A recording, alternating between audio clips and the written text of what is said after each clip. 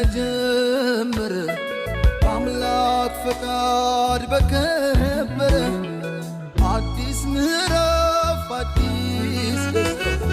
ተገመደ ላይፈታ እንደ ፀሐይ የጸና ከላይ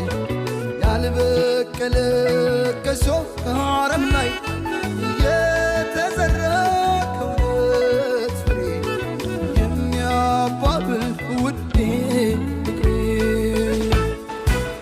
የማይደበዝዝ የማይቋረጥ ከዛሬው በላይ ነገ የሚጣፍጥ ሁሌም ሙሽራ ሁሌም አበባ የማይጠወልግ በረከት ይግባ እንዳረገው ሱፍ እንደ ቤሎዋ እንዳጎረስካት እንደ ጉርሻ